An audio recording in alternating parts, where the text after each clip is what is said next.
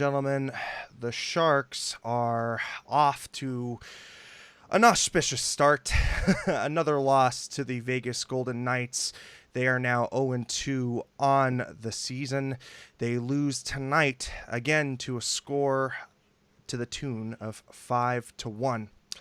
Hello, I'm Erik Landi. Along with me, I have Erik Kuhre.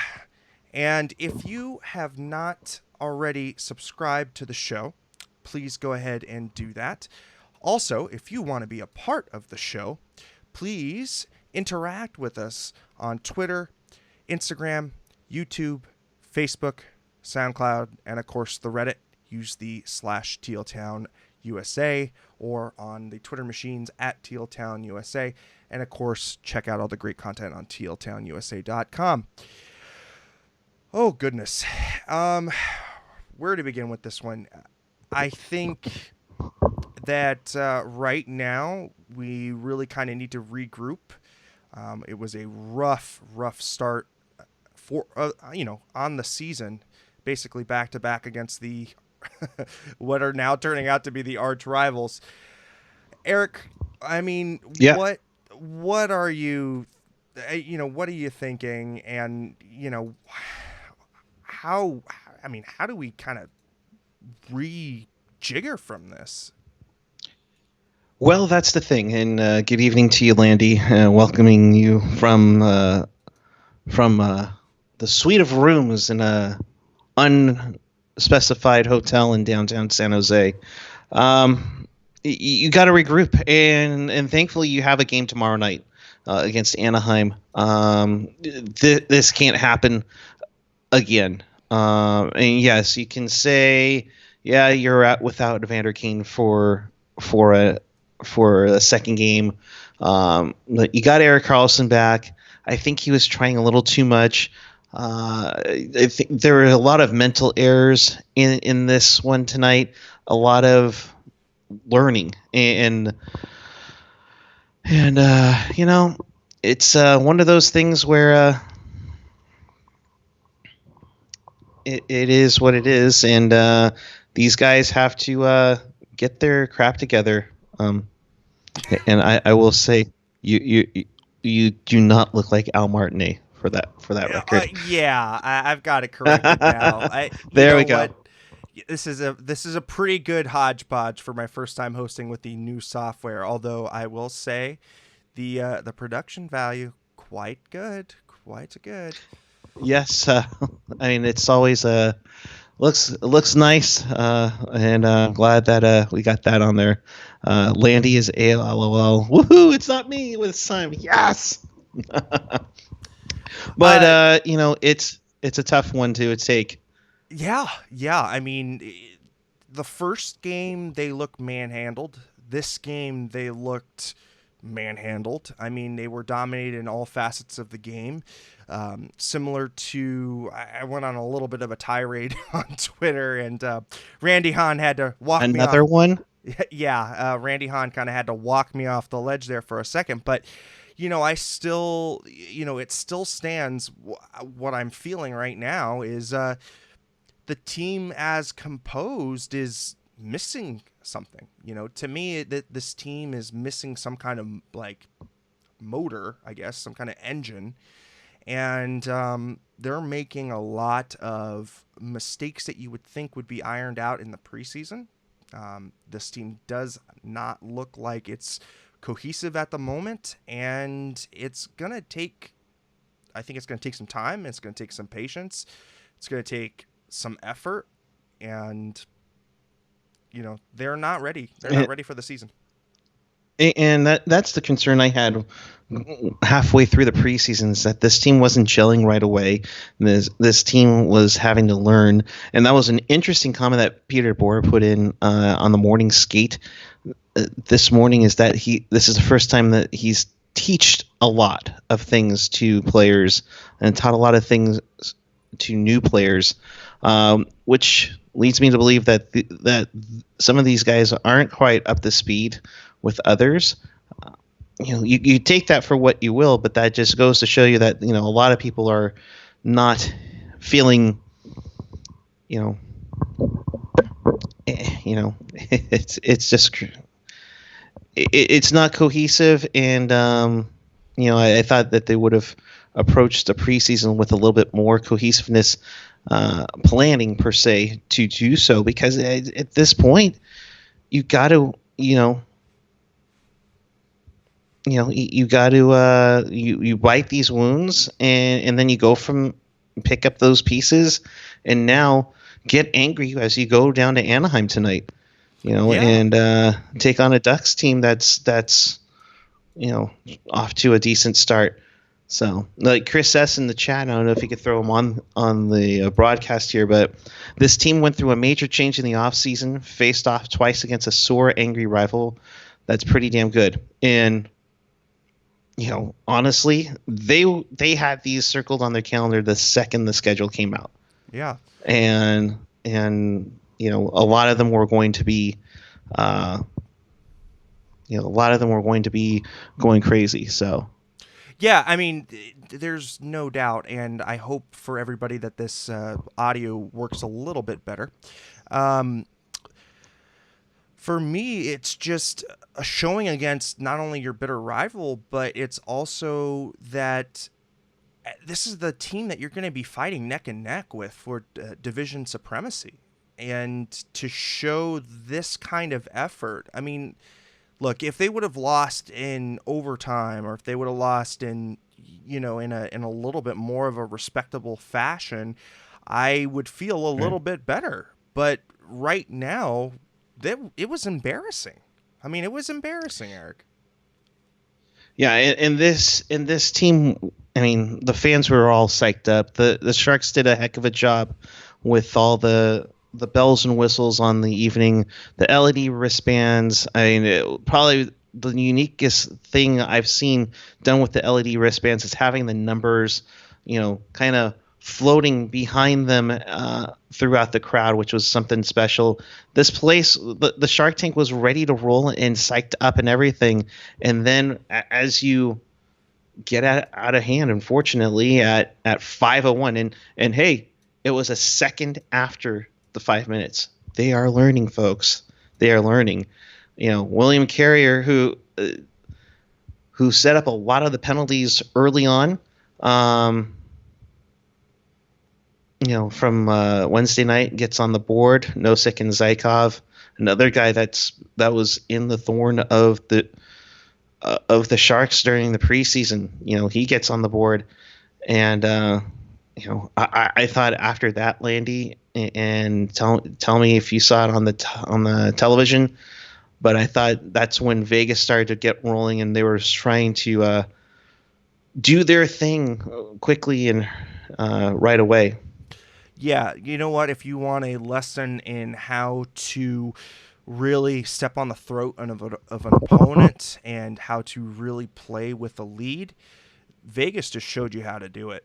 And it was continuous. It was wave after wave after wave, and there was no let up. So I don't think the Sharks. I think in that first 10 minutes the Sharks looked good.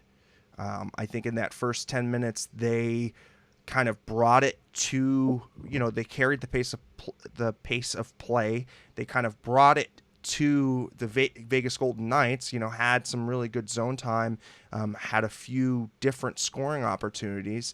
But yeah, after that first goal, it just seemed like this team sagged. I mean, Yep. it just sagged.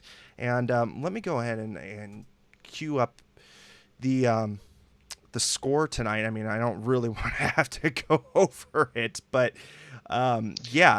But it's interesting on those two goals in the first period.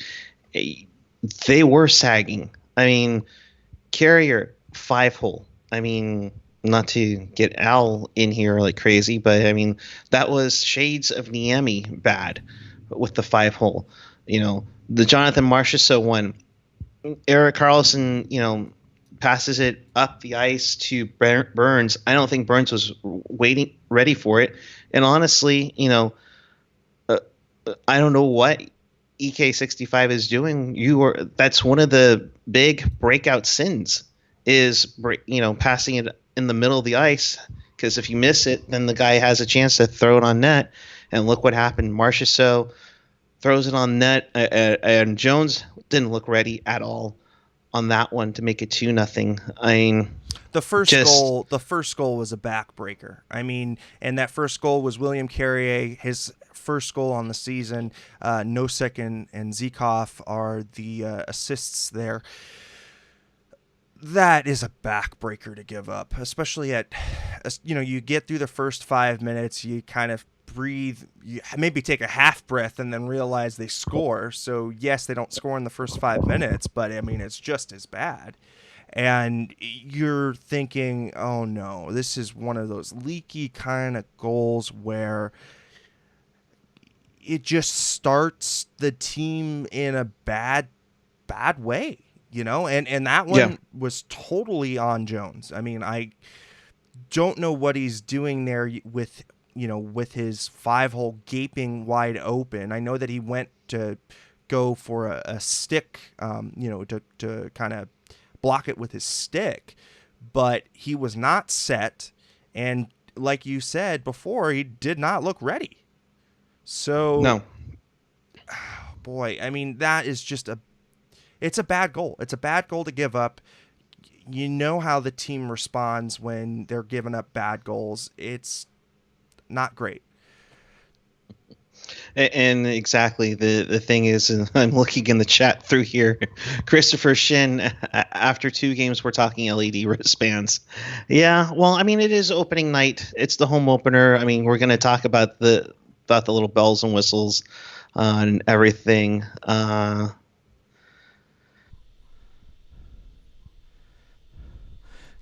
Gang, if you can hear us, let me know. We're gonna try and get something going here. If you can hear me, let me know for all.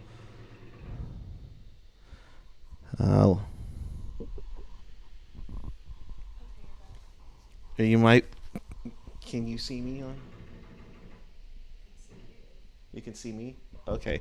Cool. So somehow I think it just got crashed on Landi's end, and so we apologize for the technical difficulties on Landi's end. Let's continue onward. If you haven't already yet, by all means, do us a favor. Hit that subscribe button down below. So appreciate it immensely. Sorry about all the technical difficulties. All right, it's cool. I think we see everybody coming back on. Okay, so Landi's gone. All right, so let's continue on. We'll go to my end here and continue on here. So first period, we talked about Carrier and Marchessault getting 2 goals, and it was 2-0 after 1 period of play on that one. Shots in that period, 13-9 in favor of Vegas. And moving onward to the second period. Yes, I do have a big forehead. I'm sorry about that. So moving onward, then started to parade to the penalty box. At 43 seconds, William Karlsson would get an interference call on Erik Karlsson. That set up a Sharks power play where didn't do diddly poo as well. 6:56, Max Pacioretty would take a tripping call against Leon Bergman. Again, nothing much happened there. Let's see here. Oh, I think I'm getting Landi back here. Hang on, folks. Landi, you with us? I hope. Yeah, I'm here. Okay. I'm going to see if we can get you back on. Yep, there you back. There, and he's back, folks. All right. So we're just going over the second period. 6:56, Max Pacioretty, tripping call. And then... But the Vegas would strike later in the period. Braden McNabb, while the Golden Knights are on the power play. All right, can you hear me okay? I can hear you just fine, Landi. Okay, you're good. Great. But Braden McNabb with the shorthanded goal, I think honestly that was a backbreaker to me. At 3-0, 15:22 in the second period. I mean, it got to the point where it was just... all in all, really bad. So. Okay. So what? I got. So what do you what did you take from the shorties? Oh my goodness. I mean, the shorties are basically kind of like my computer right now. You know, kind of like giving you that tease that you're going to start off and hey, everything's looking kind of great. You've got some movement, some life. Okay, maybe this thing's going to get us back into the game, and then destruction. Right. Then my computer freezes, and I guess their brains were freezing on the power play tonight. They've been freezing since the preseason. Let's be honest. And it was a Yeah, I mean, you're exactly right. These have been issues that we have spotted since preseason, and again, not ready to start the season. no. Very disheartening. It's concerning, and what's more concerning is that nearly a minute and a half later, Tomasz Nosek from Peary and Stone get the Golden Knights almost the nail into the coffin at 4-0 there, and just a sloppy scramble play. It's just one thing to add on to the mess of the Sharks through 5 periods. Yeah, no, you're exactly right. It's a mess, and there is going to be a lot of film that Peter DeBoer is going to have to break down. Yeah, and not a good one at all. By the way, that Mario Ferraro tripping call, congratulations. You made the score sheet the first time. We'll get to the second time in just a second, but shots on goal in that one, 10-6 in favor of Vegas. They were out shooting the Sharks 23-15 after 2 periods. And Landi, as a team that likes to pepper goaltenders, 15 shots after 2 periods is not going to help you. Oh my goodness! I mean, this is a goaltender in Fleury that if you spot him, 2 goals, and you are going to be really regretting it and playing from behind all night and playing a goaltender who is on top of his game, and there is quite frankly, there's not enough volume towards the net, and there's not enough danger, high danger chances around the net. All the shots that the Sharks were taking were going into the center logo. They were trying to do their best Pavelski impersonation, but the tips weren't there either. Yeah. This team needs to adapt. Yeah, and like Matt Ronco says, and like a tiger saying, I don't know why PDB has them playing low with no bodies in the slot. What does he expect when we turn over from that? Vegas has 2 forwards blocking it from them, from the point, and then zoom out. They've also done a really good job on trying to clog Bernsey and Carlson from the point. I think it's one of those things that they've done really well, and they've noticed. So, yeah, I mean, they've basically taken the Sharks, real weapon, the way that they generate most of their offense, and they denied it. Denied the openings, denied the lanes, and put bodies in front of the pucks. The defensive coverage in their own zone is bad. Trying to get through the neutral zone and still misconnecting on passes through the neutral zone. I mean, I don't know if it was Vegas was just that good and and San Jose was, not on their game, or if this is kind of, this is what we're actually going to see in the season, coming in the season. Like, is this representative, or is this just, kind of a fluke and we'll write it off because, it's Vegas and they had this circled. But like I said on the game on Wednesday, I had not seen a Sharks season opener, regardless of whether it was going to be, a season home opener or a season opener on the road. But I haven't seen a season opener that looked that lackluster. It was devoid of passion. Shang Peng tweeted out that this is the worst home loss in team history. They've never lost by more than 3 goals until tonight. So, congrats. It looked like it. Yeah. And it was a tough one. But then the Sharks really tried to come on strong here. They threw 20 shots on Fleury. Fortunately, they do get one on goal. However, it started a big old brouhaha, and it really looked like Marcus Sorensen kind of shoved Nicholas Haig. That caused everything to go wacko, and I think it's just the point that that the Sharks were frustrated. They were a frustrated squad. Ryan Reeves made a couple runs at Jacob Middleton, who they knew that was going to be their big tough guy tonight. And he went away, really quick and didn't return. He only played 2 minutes of game time. You look at Mario Ferraro, 13:37. He played pretty well, I thought, overall, but only limiting to 13:37. Everybody else was at least 21 minutes to get anything. That's the tough part. But meanwhile, you had another shorthanded goal, Tomasz Nosek at 9:10. That's when the place really emptied out. And just one of those things that just is frustrating about it and everything. And there we go. All right. So, but, can't, and AJ says a good point. Can't get too up about putting a lot of shots when you're already down by 5. Yeah. You need for them to do something. It would be like that meme that the old guy is sticking the branch out. But yeah, and like Lance said, I left after the last shorty. A lot of people did. A lot of people did on that one. So, and it's a tough one to do. It's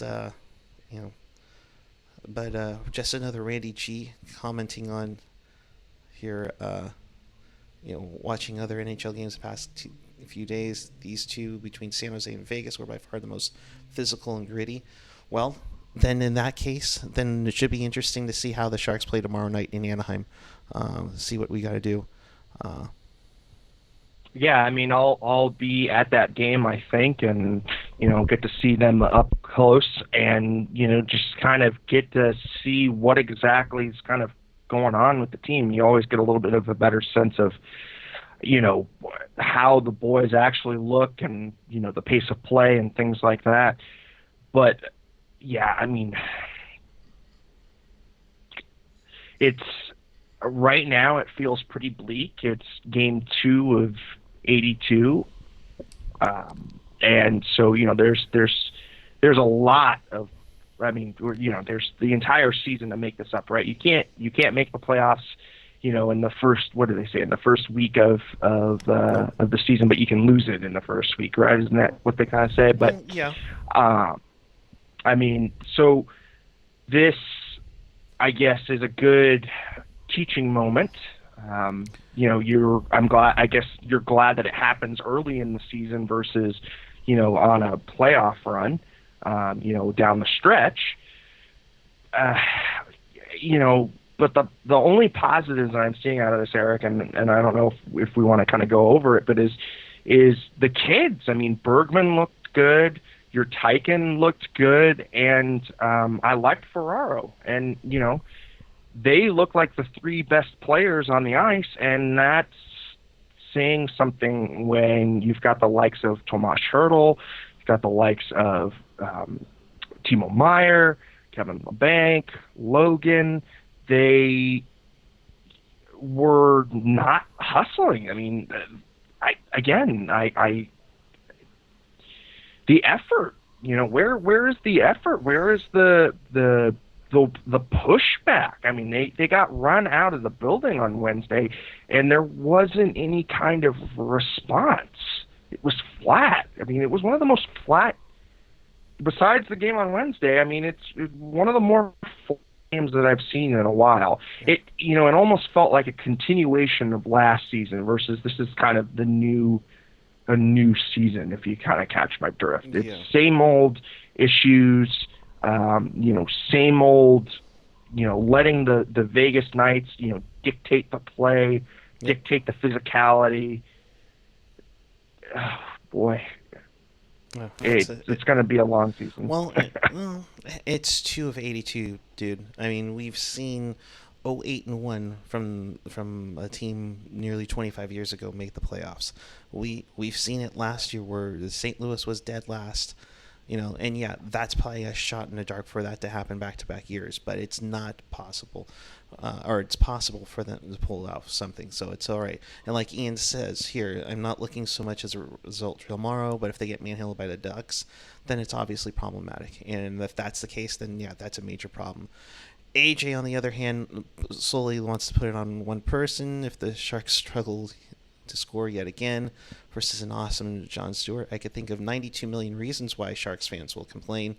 Obviously saying that, it's all Erik Karlsson's fault on that part. Just another Randy G saying something from the locker room. Couture said that as a team they were a bit worse than the first game. Yeah, they let in another goal. 9-2. In the first 2 games. I don't care if it's against a great club in Vegas. 9-2 is not acceptable. And let's kind of go over this because we're seeing some things in the chat about Dell and can Dell win the starting job. Look, Martin Jones is not the issue right now.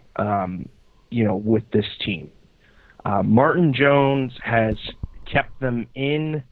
They kept them in the game on Wednesday. To be quite frank, they had no business being that close as it was.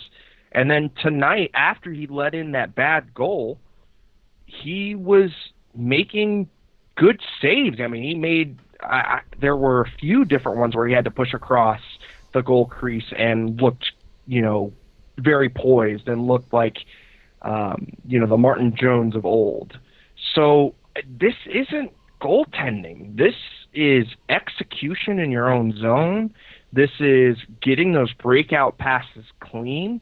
Either that or, that Burns, basically blind pass up the middle, or that was bad. Not to compare myself to an NHL player, but I was always taught when I was in junior hockey, don't pass it up the ice. You're just asking for trouble, in that one. A couple of things I want to clear up. How badly do they need Kane? Yeah, that he could help a little bit, but he's not exactly the greatest.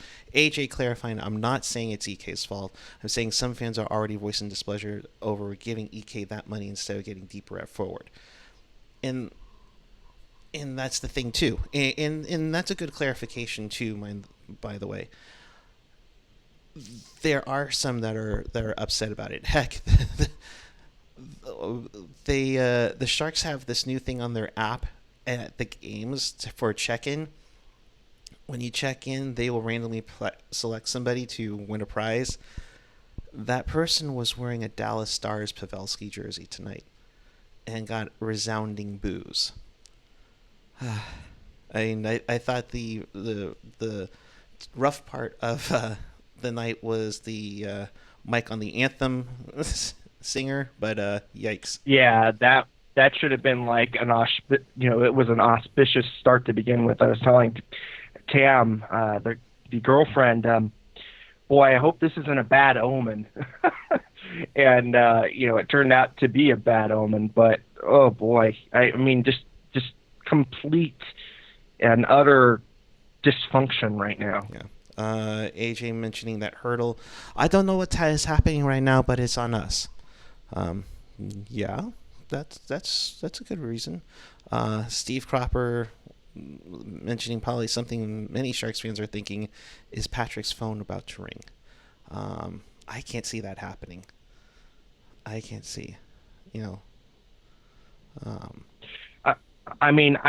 don't know. I think they need they need another steadying voice, but right now, what do you do? I mean, there's not much available. You know, I mean, it's 2 games into the season. Michael Haley. Yes. Oh, AJ, there you go. Who would have predicted a devastating loss Michael Haley would be? You're right. I mean, where would this team be without Michael Haley tonight in these 2 games tonight? And in fact, AJ, you even mentioned it on the Twitter machine months ago. Where was John Scott, Douglas Murray, and Scott Parker? Weren't we supposed to sign them like 3-day contracts, for crying out loud? Come on. Yeah, maybe. I mean, maybe. DW can phone up Kyle Dubas and ask, if a certain Jason Spetz is available or something. I mean, but that would be the kind of. Sorry, go ahead. What were you gonna say? I was gonna say I don't think we can even fit him in our caps right now. I think he's only making like $700K, isn't he? Right, but I think because Prout's on IR and we had to call up Middleton, I think Cap Friendly has us at like 30,000. Really? Yeah. Oh my goodness! I thought we were at like 3.8 mil. We were, but again, we had to call up somebody. So projected cap space 3,819. Oh, 3,000. Here we go. So even that's not even possible. So it is what it is. Anywho, all right. Let's not be too much of a Debbie Downer here, can we? But let's give up the final stats. Let's see, 35-29 in favor of the Sharks in that one. San Jose really dominating the face-off circle here too, 63-37. Both teams were 0 for on the power play. San Jose another 0 for 5. Power play 0 for 3 for Vegas tonight, but also know they had 2 shorthanded goals in there. 76 total penalty minutes, 31-26 in the hits in this one. Hey Erik, I'm gonna lay this on for you. Uh-oh. In 10 power play opportunities, the Sharks have given up 3 shorthanded goals. That's worse than icing on the power play, and that's never good. So nope. How does this impact the Leafs? No, I know. The Christopher Shin asking, and I think AJ's already mentioned it. Have you tried the new food at the Tank?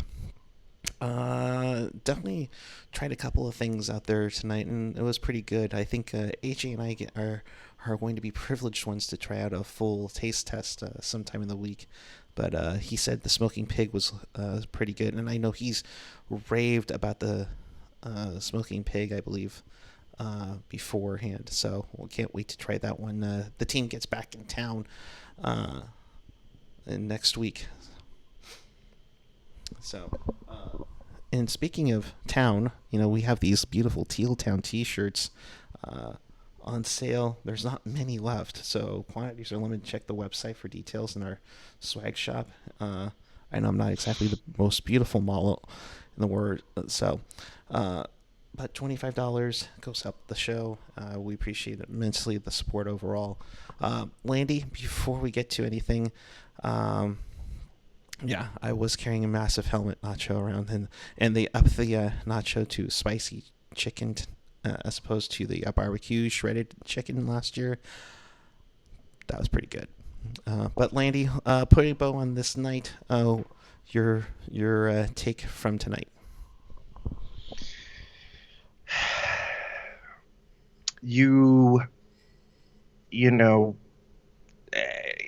I guess you take these 2 on the chin. You come away and you lick your wounds a little bit. You try and break down the footage as much as you can on the plane over to Anaheim. You take the morning skate, try to go through some of the power play. You kind of go through who's going to be squaring off where. Maybe insert a Johnny Brodzinski for someone, and you try and pick up 2 points tomorrow, and you try to, claw yourself back into it, and stop the skid at 2. For this is a very early season and a very early test for Logan Couture as captain, and we'll see where it goes from there. I mean, Logan is really going to have to kind of get this team to gel. Right now, there looks like a big number 8 sized hole in the lineup. You know, they're all looking frustrated. They're all looking for someone to rally the troops, and this is where Logan needs to take the mantle. You know, Logan was given the C, because he is vocal. You know, he is someone that is always really self-critiquing, and someone who is able to break down his own game and break down the team's game and give a honest and truthful answer. But there's also the fact that he's got to inspire the troops around him. You know, he's got to, really will the team. And he has to be the heart and soul and become the heart and soul of the team, which I don't know that he was ready to do that immediately. And I think it's going to take some time. But yeah, there is a number 8 sized hole on that right side, and they look like they're reeling from that loss. Well, he's not going to step into the locker room, and I think players and fans alike need to realize he's gone. He's gone, guys. He's not coming back. There's no shot in the dark that he's going to come back. We need to move on from it, just like we did with Patty. We moved on from it. You got to let it go. And now it's time to step up your game to get your job done. And if you can't do that, then if we're getting into by Thanksgiving, we're still saying we miss Pavelski, that's a problem. If we get to the point where we're starting to say we miss Donskoy because he had 2 goals last night, that's going to be a major problem. Or, as much as I liked Nyquist, if Nyquist was around, I mean, sure, yeah, it'd be helpful. But, yeah, that's what the depth that AJ was talking about beforehand is that, yeah, a little bit less. You might have gotten some more, you might have gotten another player in return to stick around. But they're not here. These are the cards that are dealt. You have to somehow find a way to make a royal flush. Right, and you have to now tailor your offense to an offense that is a rush type offense. It's not going to be a back to the point and hope and pray for a tip, because that option is not there, and they need to adapt. They need to adapt to their new reality, and they need to be more aware of who's on the ice at what time, and they need to be more aware of where they're placing the puck. They have to not only, rely on their own skills, but they need to trust in one another, and they're not doing that right now. Right. It's a lot of hope hockey and a lot of individuals out there. And a lot of youngsters need to get ready for this. I mean, we've heard about Shekovich and Shemlevsky and Blichfeld. I mean, those guys are going to be in the minor leagues, and we'll talk about the Barracuda in a sec. But we need to get a little bit younger. Pav's 35. Nyquist, yeah, he was younger, and yeah, I think maybe he could have stayed. We should have found a way somehow to do that, but nonetheless, that's the case. It's gone. Donskoy, well, the guy had like a 4-month schneid. I mean, right. come the fuck freaking on. Whoops, missed that one there. But I mean, how can we say that it's a rebuilding year? And I've seen a couple of mentions in the chat, but Doug Wilson saying, he's giving the kids a chance. But how can you say that to a Joe Thornton who is trying to chase a cup one last time? How can you say that to an Erik Karlsson who you've just given a truckload of money to. I mean, the Sharks are, competing for a Stanley Cup. They have Stanley Cup aspirations, and yet, we're talking about, oh, well, the kids need to develop, the kids need to grow. Like, there's not a lot of time for that. You know what I mean? Right. And like a Tiger says, Doug said that the young guys had a chance to step it up. That it was a caution to the fan base to expect this year would be tough. Will be nice to see them persevere and grow like Timo and Banker this year. And I think that's the thing too, Landy, is that we saw how quickly LeBanc and Timo developed and flourished right away. So now it's it's one of those things. And like AJ said, and again, like we'll talk about the Barracuda in a bit, but it's not like Chekovich, Shenilevsky, and Blichfeld lit the world on fire tonight. And Ian makes a great point here. Rebuilding requires liquid assets and draft picks. The Sharks have neither right now. Remember, they don't have a first-round pick. So, and I don't think it's lottery protected either. Yeah, but again, yeah. it is still 2 games.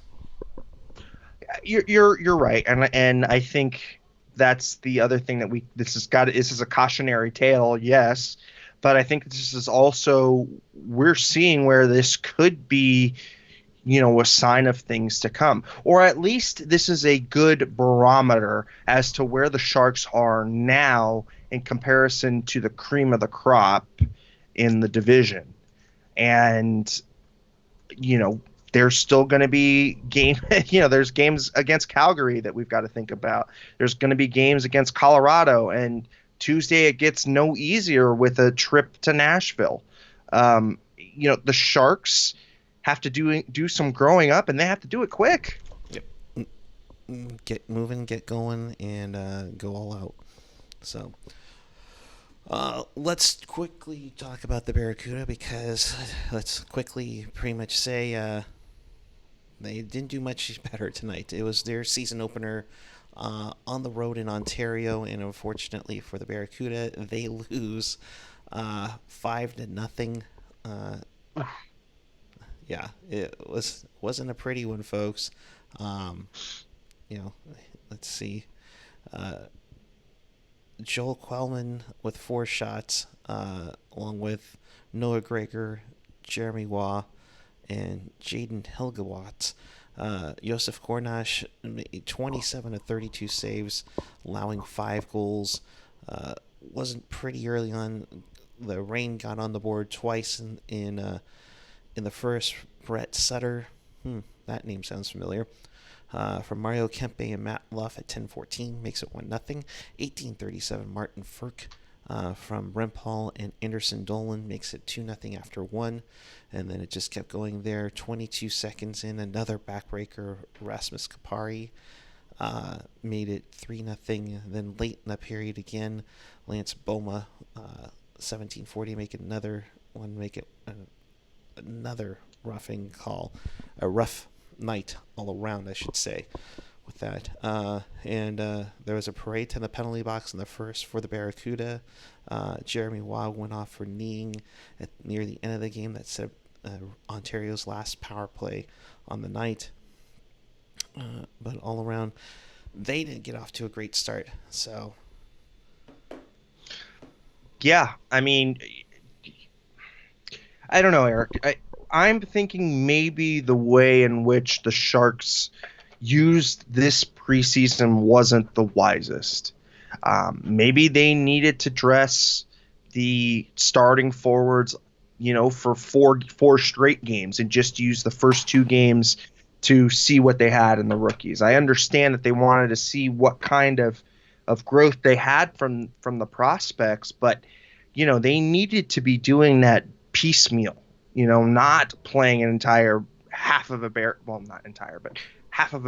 roster on the games in preseason. That, because not only is it affecting the Sharks, but I also think that it's affecting the Barracuda as well. I don't think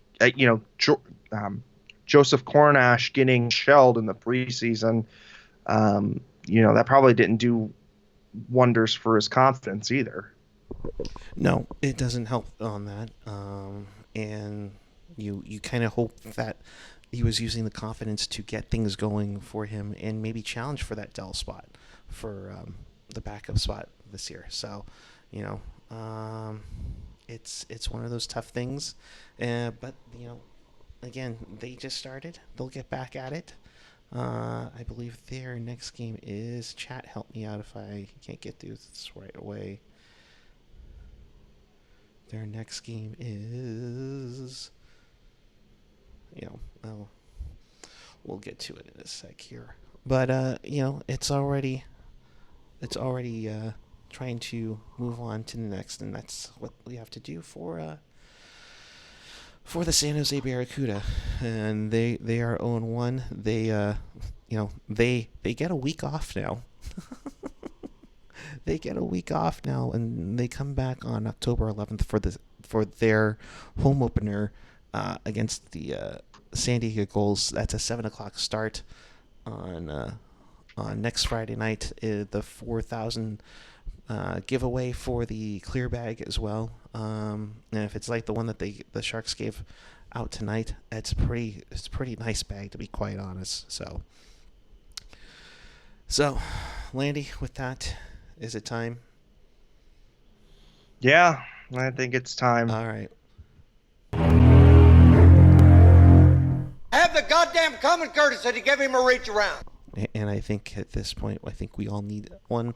So with that, let's recap the night in the NHL. As everybody got in the full gear earlier today, in the over on the other side of the Atlantic, the Flyers win 4-3 over the Chicago Blackhawks. Travis Konechny with a pair of goals in this one. Alex DeBrincat celebrating his new deal. Gets a goal as well, but not enough for the Blackhawks to win this one. The Jets come back to beat the Devils in a shootout 5-4 as NHL.com decides to, get in my way here. Winnipeg gets goals from... Well, it gets cut off. That's terrific. Roslovic, Perreault, and Pionk, 3 goals in the third period to make it a game again. They win in a shootout. Brossoit gets the victory over Blackwood in the shootout. The Jets are now 1-1. On Long Island, the Islanders lose 2-1 over the Washington Capitals. Jacob Vrana gets his second goal of the season. A different Taves, Daniel Taves, gets the lone goal for the Islanders. In Columbus, the team formerly known as the Neon Buggers lose 4-1 over the Toronto Maple Leafs. Mitch Marner gets a pair of goals. Austin Matthews gets his third on the season. Cam Atkinson, the lone goal there for the Blue Jackets. That is it for the NHL wraparound. Landi, so we look forward to tomorrow in Disneyland, especially you do. You said you were going to head to the game. So what are you looking for specifically tomorrow for us to see the Sharks get their first W on the campaign? They need to really initiate their forecheck. I think a strong forecheck and a strong first up pass or legging it through the neutral zone is going to be what the doctor ordered for this team, because you saw this team go wide on Vegas a few different times and they had some good chances on the rush, but there wasn't enough sustained pressure, and that's where the forecheck is really going to help. I liked what I saw from the rookies. They need to continue that frenetic pace of play. And I liked Mario Ferraro's game. So we'll see He'd probably suit up tomorrow. We'll see what he can do on the back end. But it's going to be a very skilled and very mobile back end if he's going to draw into the lineup. So that'd be interesting to see as well. Definitely, and you hope for a bounce back game against a team that's not as physical as Vegas. I mean, I think that's one of the things that they need to really look forward to and make their opponents pay big time. So you hope that there's somebody there. Yeah, and I just want to quickly respond to Ryan in the chat. It says Daniel Yurtaikin, Leon Bergman, Johnny Brodzinski, and Dylan Gambrell won't make it past 2 weeks in the season. I disagree with that wholeheartedly. Daniel Yurtaikin and Leon Bergman were both making great 200-foot plays. They were stripping the puck. I mean, Yurtaikin moved his stick backwards into the lane while he was going the other way, and it blocked a Mark Stone tap-in goal. They're doing the right things. It's the superstar players that need to really get this going. Because the only 2 goals that we've scored on the first 2 games of the season, bottom 6 forwards contributing to those. Yep, but you need everybody to come together. I mean, come on, the season campaign is called Teal Together, and that's what this team needs right now. So, if in case you missed anything or you want to watch this or listen to this again, you can check us out on tealtownusa.com or your favorite podcatcher, whether it's Apple Podcasts, Google Podcasts, TuneIn, Stitcher, SoundCloud. Of course, subscribe to our YouTube channel. We want to thank you. We just surpassed 1,700 subscribers, so we appreciate that immensely. So tell all your friends about it, and just do what the graphic does. Hit that like button, hit that subscribe button, hit that bell. That'll notify you when we go on the air. But so. With that, we'll close it on this edition of Teal Town After Dark. Landi, your final thoughts and where the people can find you. Boy, I mean, it can't get any worse than this, right? As I say that, it gets worse. No, I mean, you just need to go back at it. They need to, again, furious forecheck, need to get through the neutral zone clean, and dive into the game, feet first and ready to go. As far as where the people can find me, you can use my first name. That's Erik, spelled with a K. Landi, that's Landi, and I'm actually down here. I have a lower third working, and you can find me on all the social media garbage. All right. Thank you very much. As for me, find out more on tealtownusa.com. One more time for the swag part of it, tealtownusa.com. Definitely got that going on there. Very limited shirts, $25. They go help to support the show immensely, so we appreciate that. I'm at Puckguy14 on the Twitter and the Face and then the Instagram. So we'll be back with you in some form tomorrow following the Sharks and Ducks. Landi, hopefully we'll get you as a check-in from there. That'd be cool. I don't know who will be joining me, but we'll figure out something in the meantime. So we want to thank you as always. Thank you for watching. Hit that subscribe button. You can check out all of our other vids here. So until then, keep it real, keep it teal, keep it real teal. Have a good night, everyone.